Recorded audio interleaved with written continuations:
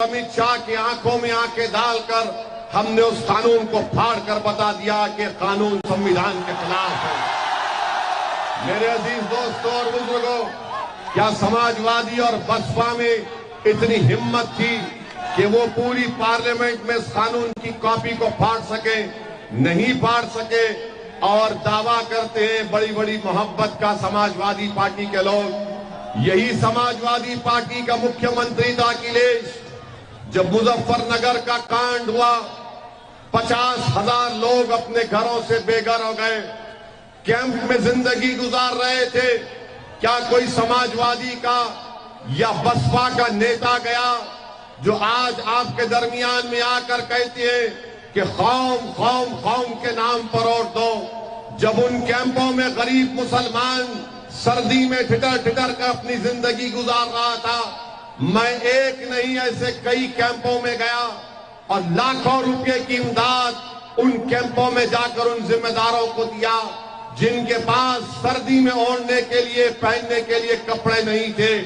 उस वक्त अखिलेश यादव सैफई में मुंबई से फिल्म स्टार को बुलाकर नाच गाना देख रहे थे, जब आपका भाई मुजफ्फरनगर का सर्दियों में कैंप में रह रहा था। बताओ, जो आज समाजवादी पार्टी को वोट देने की बात कर रहे हैं। मेरे भाई, मेरे दोस्तों, मेरे बुजुर्गों, मैं थाली मारने के लिए नहीं कह रहा हूं आपसे, या नारा लगाने के लिए मैं उम्मीद नहीं कर रहा हूं कि आप बोलेंगे। मैं आपको एक पैगाम दे रहा हूं कि समाजवादी पार्टी ने जब सत्ता में अखिलेश मुख्यमंत्री थे, सैफई में नाच गाना हो रहा था और मुजफ्फरनगर के 50,000 मजलूम लोग सर्दियों में अपनी कैंप में जिंदगी गुजार रहे थे। कहां थे अखिलेश यादव और कहां थे इन विधानसभाओं में लोग आकर जो कह रहे सरकार बदलना है, मुसलमानों एक हो जाओ, कौम कौम की बात करने वालों, क्या तुम्हारा जमीर मर चुका है? क्या तुमको याद नहीं आई जब तकलीफ उन बच्चियों की जो तुम्हारी बेटियां भी हो सकती थी, जिनका बलात्कार किया गया? इबादत गाहों को आज भी वीरान करके रख दिया गया। जिन घरों में बच्चों के खेलने कूदने की आवाजें आती थी, आज वो घर आज भी वीरान पड़े हुए। पूछो इन लोगों से। बल्कि आज अगर अखिलेश आ रहे हैं, मैं अखिलेश को चैलेंज कर रहा हूं, बताओ अखिलेश, क्या मुजफ्फरनगर का कांड में तुमने इंसाफ किया? नहीं किया तुमने इंसाफ। मेरे अजीज दोस्तों और बुजुर्गों, हम आपको एक और मिसाल दे रहे हैं। गोरखपुर में गुप्ता साहब, जिसको पुलिस कस्टडी में पुलिस ने मार दिया, हमने भी उसका कंडेम किया, मगर अखिलेश और योगी आदित्यनाथ गुप्ता साहब के परिवार के पास पहुंच जाते हैं। योगी 50 लाख का चेक देते हैं, अखिलेश यादव 21 लाख का चेक देते हैं। और वही कासगंज की पुलिस स्टेशन में पुलिस की कस्टडी में एक बच्चे को खुदकशी कर लिया, इल्जाम लगाते हैं, फांसी दे दी गई उसको। पुलिस कस्टडी में कासगंज में एक बच्चा मर जाता है जो अल्पसंख्यक समाज का था, उसका नाम गुप्ता नहीं था, मगर कोई नहीं जाता उसके पास मिलने के लिए, कोई पैसे नहीं देता उसको। कहां गई कौम कौम की मोहब्बत? बताओ। तुम्हारे पास मेरे दलाइल का जवाब नहीं है। जब ट्रिपल तलाक का कानून पार्लियामेंट में लाया गया, तीन मर्तबा लाया गया था, अगर उस कानून के खिलाफ किसी ने खुलकर कहा कि संविधान के खिलाफ है, मुस्लिम महिलाओं के लिए बर्बादी का बाइस बनेगा, किसने किया था? क्या समाजवादी पार्टी ने बोला? नहीं, बोलने वाले का नाम असदुद्दीन अवैसी था। मेरे अजीज दोस्तों, यही समाजवादी पार्टी थी, यही समाजवादी पार्टी है। यूएपीए का कानून 2019 जुलाई में अमित शाह लेकर आए। उस कानून में दिल्ली में एनआईए का इंस्पेक्टर बैठकर किसी भी आपके बलरियागंज के एक नौजवान को आतंकवादी घोषित कर सकता है बगैर कोर्ट के फैसले के। क्या मुलायम सिंह यादव ने उठकर अमित शाह की तारीफ नहीं की, वोट नहीं दिया? किसने उसकी मुखालिफत की? ओवैसी और इम्तियाज जलील ने उसकी पार्लियामेंट में मुखालिफत की। आज अखिलेश यादव से पूछा जाता है मीडिया की तरफ से कि बताओ हिजाब और निकाब के मामले में, हिजाब और निकाब के मामले में आपकी राय क्या है? तो अखिलेश यादव का वीडियो जनता ने देखा कि अखिलेश कह रहे हैं कि सुनाई नहीं दे रहा। आपने सुना, देखा उसको? अखिलेश यादव का वीडियो देखा आपने? जिसने नहीं देखा जाकर देखिए यूट्यूब पर। अखिलेश यादव हिजाब और निकाब पर बोलने से कतराते। क्यों कतराते? कि कहीं बीजेपी का वोटर नाराज ना हो जाए। हिजाब और निकाब पर नहीं बोलते कि कहीं मोदी और योगी नाराज ना हो जाए। जब हमसे पूछा गया, हमने कहा हम ना मोदी की परवाह करते ना योगी की परवाह करते, हम भारत के संविधान की परवाह करते हैं। और हमने कहा कि जब तक हम जिंदा रहेंगे, सर पे टोपी भी रहेगी, दाढ़ी भी रहेगी, हिजाब भी हमारी बेटी और मां पहनेगी, निकाब भी पहनेगी, कोई माई का लाल हमको रोक कर दिखाए, हम बताएंगे उसको। मगर अखिलेश को नहीं सुनाई दिया। अखिलेश को किसकी आवाज सुनाई दी गई? उस वाहियात शख्स की आवाज सुनाई दी जिसने योगी आदित्यनाथ की मौजूदगी में, जो हिंदू युवा वाहिनी का मेंबर था, जिसने मन से अपने भाषण में कहा कि मेरा बस चले तो मैं मुसलमान कब्रिस्तान से मुस्लिम महिलाओं की लाशों को निकालकर उनकी अस्मत रेजी करूं, उनका बलात्कार करूं। आज वो शख्स अखिलेश के बाजू में खड़ा हुआ है। बताओ कौम की बात करने वालों, अगर तुम्हारी मां के बारे में कोई कहता जो दुनिया में नहीं है कि तू उसको खबर से निकाल कर ऐसा करूंगा, बताओ तुम्हारे में इंसानियत मर चुकी है। तुम बात करते हो सरकार बदलेंगे, क्या तुम्हारी मरी हुई मां की, तुम्हारी बहन की इज्जत नहीं है? कहां मर गया तुम्हारा जमीन? कहां मर गई तुम्हारी गीरत कि जिसने हमारी मां और बहनों के बारे में नाम सना पका, वो अखिलेश के साथ खड़ा हुआ है। और तुमसे कहा जा रहा है कि सपा को वोट दो। जब तुम 7 तारीख को जाओगे, मेरी इस तकरीर के जुमले को याद रखना मेरे अजीज दोस्तों और बुजुर्गों, याद रखना मेरी इस बात को। और अखिलेश यादव का मामला क्या है कि गांव में कहावत है, अखिलेश यादव पे पूरी उतरती है। वो गांव की कहावत यह है कि बहुत मायानी बिटिया सास, बहुत मायानी बिटिया सास, कांडा लेके पहुंचे आस। ये अखिलेश यादव पे उतरती है। अखिलेश यादव अपने मंच पर देख लो उनके, तुमको कोई मुसलमान नजर आता? देखा तुमने तस्वीर में? अब जो बोलते कौम सरकार बदलो, अरे अभी सत्ता में नहीं है तो तुमको बाजू नहीं खड़ा करना चाहता है। अभी सत्ता में नहीं है तो तुम्हारे वजूद को नहीं मानता। अभी सत्ता में नहीं है तो तुम्हारे हिजाब और निकाब के बाल के बारे में बोलने से डरता है। क्या करोगे तुम जब? इसीलिए हम कह रहे हैं सरकार बदलेंगे, मगर याद रखो, जब तुम घर तामीर करते हो ना, घर की तो बुनियाद तुम बनाते हो, बुनियाद के बगैर तो घर नहीं बनता ना। तो नेता भी तुम्हारा बुनियाद है। जब तुम्हारी बुनियाद मजबूत होगी तो तुम्हारा घर भी मजबूत रहेगा।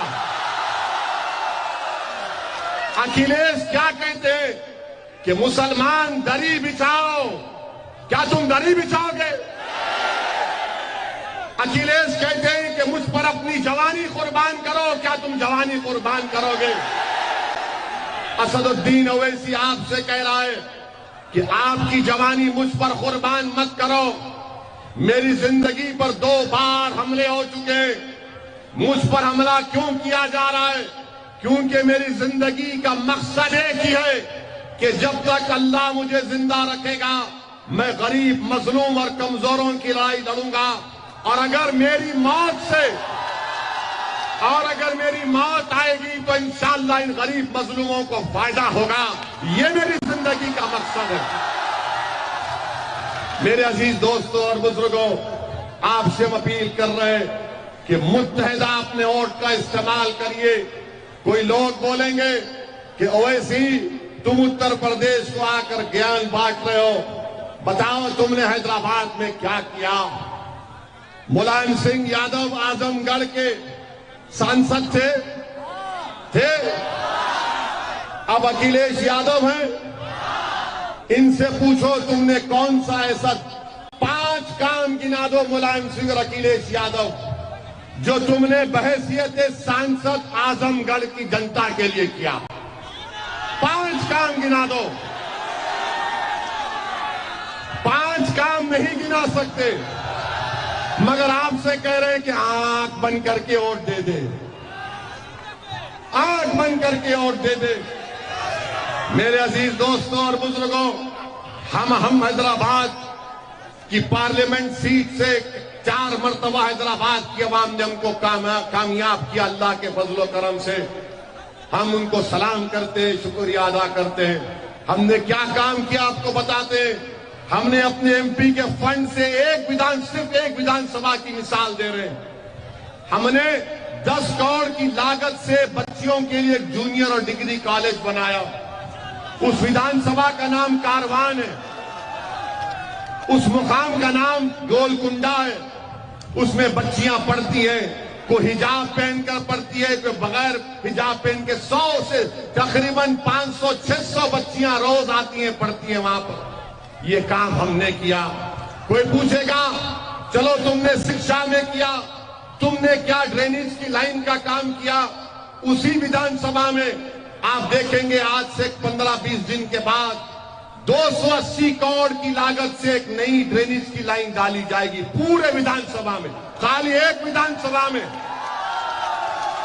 ये काम हमने किया एक विधानसभा की। लोग बोलेंगे ठीक है तुम्हारी पार्टी ने क्या किया, हमारी पार्टी ने क्या किया, हम बताते हैं आपको। हर साल हम लोग, जो तेलंगाना प्रदेश से मैं आता हूं, वहां पर जो उर्दू के गवर्नमेंट के स्कूल हैं, सरकारी स्कूलों में हम लोग हर साल 10,000 गरीब बच्चों में स्कूल का बैग बांटते हैं। सुनिए, स्कूल के बैग में 6 लॉन्ग बुक, एक कंपास बॉक्स वो देते हैं बच्चे और बच्चियों को। और जो 10वीं जमात के बच्चे और बच्चियां रहते, उनकी इम्तिहान की फीस हम अदा करते हैं। फिर 10वीं जमात में पूरे ऑल इन वन एक गाइड देते, 2000 गाइड हर साल देते हैं फ्री में। और अगर कोई बच्चा और बच्ची 80-90% लाते तो एक एक को 7-7 हजार 5-5 हजार रुपये कैश अवार्ड देते। ये मजलिस इत्तेहादुल मुस्लिमीन करती है। पूछो अखिलेश से क्या तुमने क्या किया। ये मुख्यमंत्री भी थे ना, ये मुख्यमंत्री थे तो इनके पिताजी सांसद थे। क्या किया तुमने आजमगढ़ के लिए बताओ। इसलिए नहीं करते क्योंकि इनको मालूम आपको डराओ बीजेपी से, आप बीजेपी के डर से वोट दे देंगे। इनको मालूम, डराओ इनको। मेरे भाई, हम आपको बता रहे कि ये काम मजलिस ने किया। अच्छा, हमारा कोई 7 विधायक तेलंगाना में, कोई मंत्री नहीं है, कोई मंत्री नहीं है। हमने वहां की सरकार मुख्यमंत्री से जाकर मिला आज से 6 साल पहले। उनसे कहा कि मुसलमानों की तालीम के लिए करिए। हमारा मुख्यमंत्री चंद्रशेखर राव अखिलेश यादव की तरह बेवफा नहीं है। चंद्रशेखर राव ने हमारी बात को सुना, केसीआर ने। आज जाकर देखो आप, मैं आपको दिखाऊंगा हैदराबाद, कभी आइए हमारे मेहमान बनिए। हमने हैदराबाद बल्कि तेलंगाना में हमने रेजिडेंशियल स्कूल बनाए। गवर्नमेंट की सरकार चलाती है, 1 पैसा फीस नहीं। 6ठी जमात से 12वीं जमात तक फ्री में तालीम, खाना फ्री में, बच्चियों का स्कूल अलग, उनका हॉस्टल अलग, लड़कों का स्कूल अलग, हॉस्टल अलग। कितने बच्चे पढ़ते मालूम आपको उसमें? मुसलमान बच्चे और बच्चियां 85 हजार पढ़ते हैं, 85 हजार पढ़ते हैं। पूछो इन लोगों से क्या किया आपके लिए, जो जाकर कह रहे हैं कौम के नाम पर वोट दो, सरकार को हटाना है, इनको भगाना है। अरे तुम क्या, हम क्या वोट डालने वाली मशीन है? क्या हमको शिक्षा की जरूरत नहीं है? हमको रोड की जरूरत नहीं है?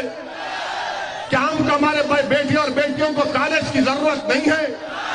क्या हमको ठेकेदारी में हिस्से की जरूरत नहीं है? तो अखिलेश बोलेंगे बीजेपी को हराना है, वोट डाल। बाबा को जाके बोलेंगे मुख्यमंत्री को, तो बाबा बोलेंगे मुल्ला जी पढ़ेंगे, मैं हवा निकाल दूंगा। और बाबा जी कह रहे हैं कि 10 मार्च के बाद आजमगढ़ की हवा निकालूंगा।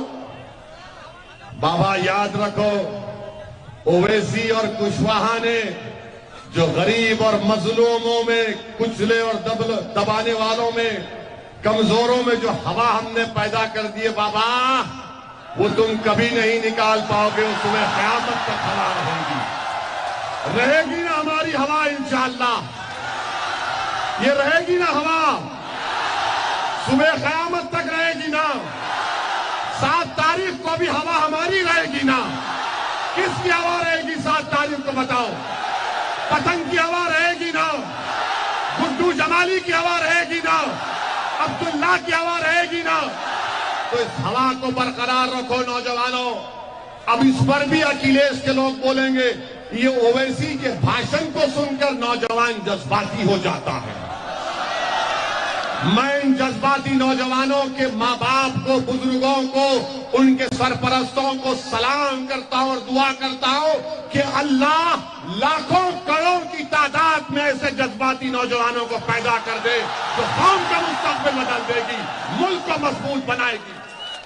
आज जज्बात की जरूरत है, आज जज्बात की जरूरत है, डरने की जरूरत नहीं है। हिकमत का तकाजा यह है, हिकमत का तकाजा यह है कि तुम बेबाक और बेखौफ होकर मतदान में अपना वोट डालो। आज बीजेपी हर महाज पर नाकाम साबित हो चुकी है। नौकरी नहीं दी बीजेपी ने। बीजेपी ने नौजवानों को कहा था 70 लाख नौकरी दी जाएगी। कितने नौजवानों को दिया? बीजेपी झूठ कहती है। और फिर मेरे अजीज दोस्तों और बुजुर्गों, देश के प्रधानमंत्री तो अब अहंकार का शिकार हो चुके हैं।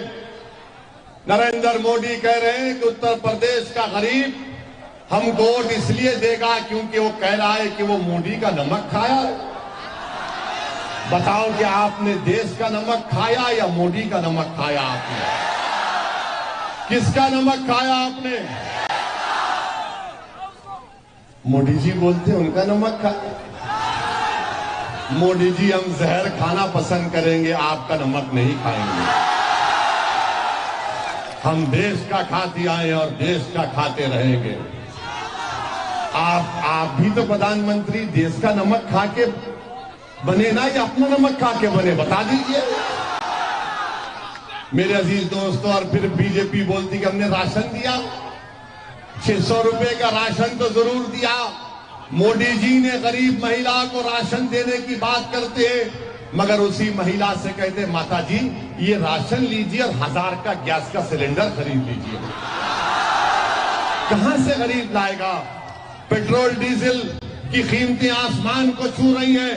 और एक बात याद रखना, 7 तारीख की रात में, 7 तारीख की रात में या 10 तारीख की सुबह में आप देखेंगे पेट्रोल डीजल की कीमतों में इजाफा हो जाएगा। ये कर देंगे कीमतों में इजाफा। बोलेंगे यूक्रेन में ऐसा हुआ, कुछ भी लंबी लंबी छोड़ देते, बहाना बना देते कि ऐसा हुआ, होना ऐसा हुआ। और ये बेचारे भक्त, बीजेपी के भक्त, नहीं नहीं नहीं मोदी जी ने सही किया। अबे तेरी गाड़ी में पेट्रोल क्या मोदी डला रहा है या गरीब अपने पैसे से डला रहा है? मेरे अजीज दोस्तों और बुजुर्गों, बीजेपी हर महाज पर नाकाम साबित हुई है। और मोदी जी के पास एक दो अनमोल रतन है। एक का नाम योगी है, एक का नाम अमित शाह है। अमित शाह ने क्या कहा? क्या कहा?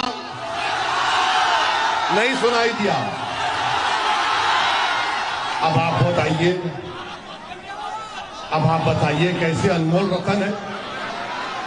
मोदी जी और बीजेपी को मुगलों से बड़ी नफरत, मुगलों से नफरत, मगर अकबर बादशाह के पास दरबार में 40 अनमोल रत्न थे, हमने तारीख में पढ़ा। मोदी जी के पास तो उससे बढ़कर है, एक शाह है, एक योगी है। एक बोलता है हवा निकाल दूंगा, एक कहता है कि मई और जून में बर्फ ला लूंगा। अरे भाई, पानी पीने के पानी का इंतजाम तुमने नहीं किया। बीजेपी ने, खुद मोदी ने दिल्ली से अल्पसंख्यक समाज मुसलमानों के लिए 1000 करोड़ रुपए भिजाए उत्तर प्रदेश में। किस लिए? कि आपके मुस्लिम अकलियती माइनॉरिटी अल्पसंख्यक इलाकों में स्कूल की बिल्डिंग बने, कॉलेज की बिल्डिंग बने, बच्चियों के लिए हॉस्टल बने, पानी पीने के पानी का इंतजाम हो, ट्यूबवेल लगाया जाए। आपको मैं बता रहा हूं कि उस 1000 करोड़ में से योगी आदित्यनाथ और बीजेपी की सरकार ने 60 करोड़ रुपए खर्चा नहीं किए। क्यों नहीं खर्चा किए? ये सबका साथ, सबका विकास, सबका विश्वास की बात करना झूठ है। बीजेपी नफरत करती है और अखिलेश तुमसे नफरत करते, मगर तुम्हारे वोट के लिए मजबूर है। इन दोनों में कोई फर्क नहीं है। एक खुदा आपका दुश्मन है और एक दोस्तनुमा कातिल है। मेरे अजीज दोस्तों और बुजुर्गों, हम आपसे अपील कर रहे हैं कि आप 7 तारीख के दिन आप एक वोट का सही इस्तेमाल करिए। आप 7 तारीख के दिन एक वोट का सही इस्तेमाल करिए। डरने और घबराने की जरूरत नहीं है। हम पर भी हमला हुआ। जब चुनाव शुरू हुआ 3 फरवरी के दिन, हमारी गाड़ी पर 4 गोलियां चलाई गई। योगी ने कहा कि माफिया खत्म हो गया, मगर मेरे भाई, ये हम पर जो गोली चलाए वो किस बाप की नाजायज औलाद थी? वो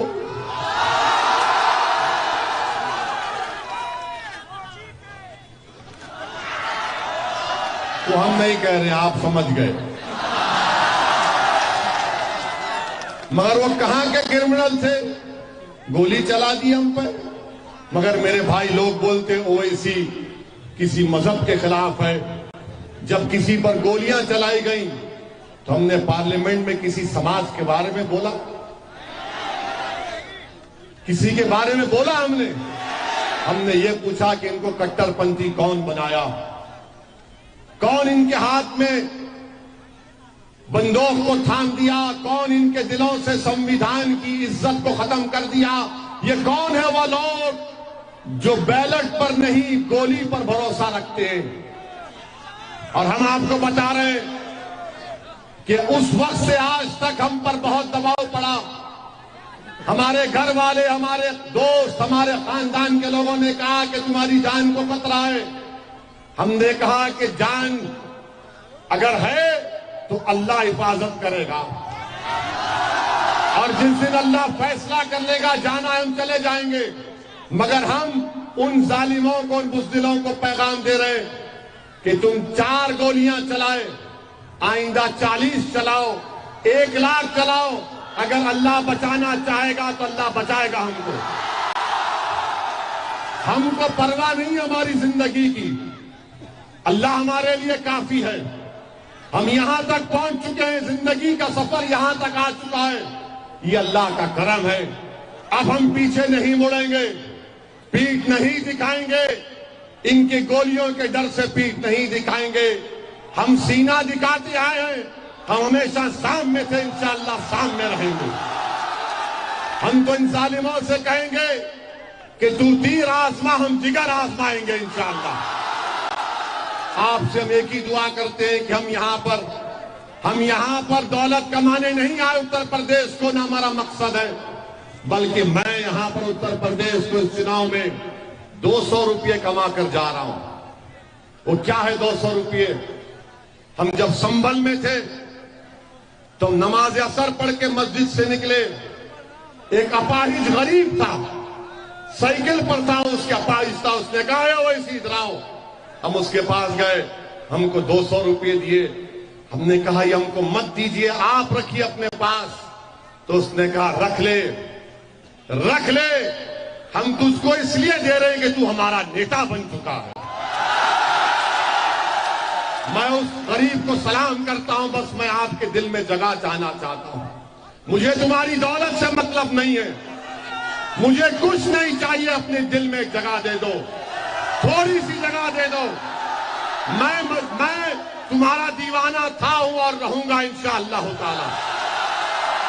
जब तक जिंदा रहूंगा, आता रहूंगा, तुम्हारी लड़ाई लड़ता रहूंगा, तुमको वादा करके जा रहा हूं। बस आपसे एक ही अपील है कि अपने नेता को बनाओ, हिस्सेदारी को हासिल करो, याद रखो अपनी बुनियाद को मजबूत करो।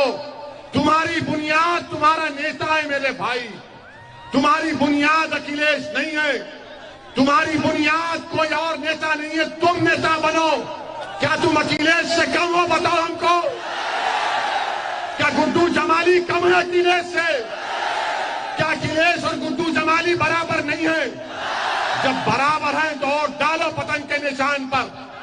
और अगर कभी दिल में डर आए तो उस बच्ची को याद करो, कर्नाटका के जब बलवाइयों ने उसको घेर लिया तो उसने कहा कि जब मैं डरती हूं तो नारा लगाती हूं। क्या नारा लगाया उस बच्ची ने? जरा पीछे रहने वाले भी नारा लगाओ, जोर से लगाओ, झूम कर लगाओ, ऐसा नारा लगाओ कि योगी और मोदी को मालूम हो जाए, ऐसी ताकत से लगाओ कि अखिलेश के कान तक पहुंच जाए। इस नारे को बरकरार रखो। क्या 7 तारीख के दिन आप तमाम लोग पतंग के निशान पर बटन दबाएंगे? हमारी बात को सब अपने घर तक पहुंचाएंगे? मेरा सलाम भी पहुंचाना अपनी इज्जतदार मां और बहनों को, और कहना कि उनका बेटा आया था, उनसे दुआ की अपील करके गया है। तो इंशाअल्लाह अल्लाह आपको सलामत रखे। गुड्डू जमाली को और तमाम प्रत्याशी को अपना विधायक बनाकर अपनी आवाज को